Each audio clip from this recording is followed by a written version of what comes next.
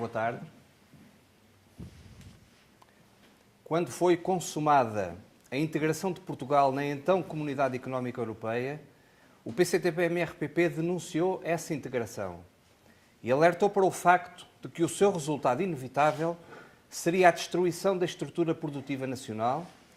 o retrocesso social e o bloqueio a qualquer possibilidade de desenvolvimento do país. Numa formulação que fez história, o PCTP-MRPP afirmou então que naquele ano de 1986 não era Portugal que entrava na CEE, mas era sim a CEE que entrava em Portugal. Hoje, com a ocupação do país pela Troika e com a tragédia que isso significa, está à vista de todos o resultado de quase 3 décadas de pertença de Portugal à União Europeia. Integrada pelo Banco Central Europeu e pela Comissão Europeia, a Troika é, na verdade, um alter ego da União Europeia, desta vez trazendo como apêndice o Fundo Monetário Internacional. Todo o programa terrorista da austeridade, que está a reduzir os trabalhadores e o povo à fome e à miséria mais extremas, tem a autoria e a chancela da União Europeia. Para além do Ato Único Europeu, aprovado em 1987, que iniciou a transformação da CEE num diretório das grandes potências europeias, em oposição aos países membros mais pobres e periféricos, o principal tratado europeu destinado a perpetuar tal oposição e a retirar definitivamente a estes últimos países qualquer autonomia na organização e planeamento das respectivas economias, foi o Tratado de Maastricht, de 1992. Através do Tratado de Maastricht, foi instituída a chamada União Económica e Monetária, a qual significou a total liberalização das relações económicas entre os países membros da União Europeia, a alienação para Bruxelas e Berlim de toda a soberania dos países em termos monetários e orçamentais e o consequente domínio absoluto do grande capital financeiro e dos grandes grupos económicos europeus, sobretudo alemães, sobre as economias periféricas. A criação da moeda única europeia, o euro, consagrou esse domínio e marcou o início de um processo irreversível de divergência económica entre os países mais ricos e os países mais pobres da União Europeia. Numa atitude de completa submissão aos ditames da União Europeia e da sua potência dominante, a Alemanha, o governo da época, liderado por Cavaco Silva, e a Assembleia da República assinaram de cruz o Tratado de Maastricht e esconderam do povo português as consequências do mesmo. A exigência de realização de um referendo nacional sobre tal tratado, formulada pelo PCTP-MRPP, foi então recusada e a entrada no euro foi imposta ao país como sendo um instrumento de progresso, quando na realidade representou um retrocesso inevitável em todos os indicadores económicos e em todos os domínios relacionados com os direitos e o bem-estar dos trabalhadores e do povo. Nas eleições de maio para o Parlamento Europeu, a candidatura do PCTP-MRPP apresenta como ponto programático principal a saída de Portugal do euro. Nenhum objetivo de desenvolvimento económico e social pode ser alcançado enquanto o país estiver subjugado pela moeda única europeia e pelos mecanismos de controle económico e político que lhe estão associados. O euro não é mais do que o marco alemão travestido de moeda única europeia. Através do Banco Central Europeu, que é também ele a nova configuração do Bundesbank, a Alemanha gera o euro como moeda própria, agindo sobre as taxas de juro e sobre o seu valor cambial face às demais moedas, de acordo com as conveniências da sua oligarquia financeira e dos seus grupos industriais. Em contrapartida, todos os demais países da zona euro estão impedidos de utilizar estes instrumentos de política monetária e são obrigados a conservar uma moeda sobrevalorizada relativamente às necessidades de funcionamento e de revitalização das suas economias.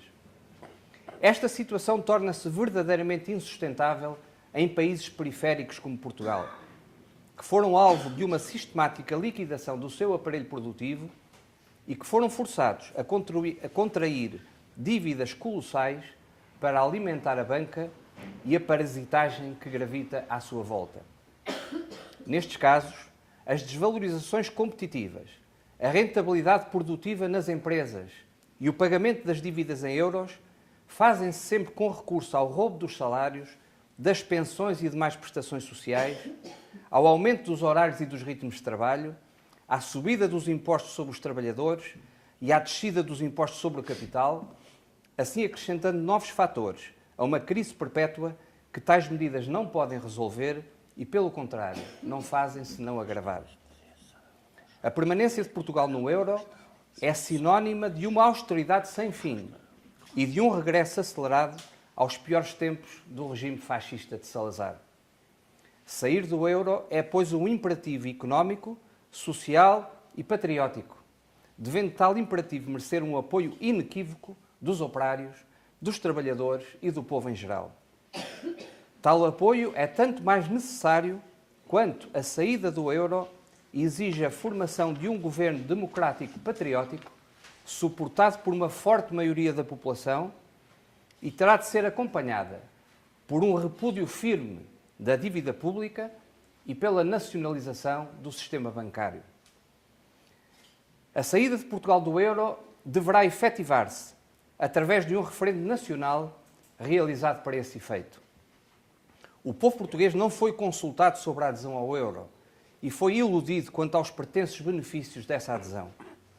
A liberdade e a democracia que foram expropriadas ao povo são direitos inalienáveis que devem voltar a ser exercidos e usufruídos pelo povo.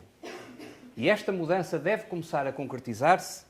através da decisão do eleitorado popular sobre se Portugal deve ou não continuar a adotar o euro. A reposição de uma moeda própria, o escudo, e a recusa dos princípios em que assenta a União Económica e Monetária Europeia representam um passo indispensável para pôr cobro à crise atual. Tais medidas permitirão o reequilíbrio da economia e a utilização em pleno dos valiosos recursos do que o país dispõe, colocando-os ao serviço de um plano de desenvolvimento que garanta o pleno emprego e reponha os direitos que foram sonegados aos trabalhadores e ao povo. A concretização destes objetivos exige a formação de uma ampla frente democrática patriótica, que congregue todas as forças políticas, movimentos, organizações e personalidades que se opõem à Troika e ao governo PSD-CDS e que lutam por uma alternativa a esse governo. Nas eleições para o Parlamento Europeu, seria desejável a constituição de uma candidatura democrática patriótica com aquele âmbito e alcance. Não sendo isso possível, o que se terá de exigir dos deputados portugueses eleitos para o Parlamento Europeu é que lutem aí firmemente e estabeleçam as alianças necessárias para que o propósito de saída de Portugal do euro possa ser realizado. Para isso é também indispensável fazer destas eleições para o Parlamento Europeu um meio para derrubar o governo de traição nacional Coelho Portas e para a constituição de um governo democrático patriótico, o qual deverá ter como tarefa principal encetar as diligências necessárias à saída do país do euro. Se estes passos forem dados, haverá todas as condições para que Portugal ultrapasse a situação dramática em que se encontra e para que o povo português possa afirmar a sua dignidade como nação livre, democrática, independente, próspera e solidária com os demais povos e nações da Europa e do mundo. Muito obrigado.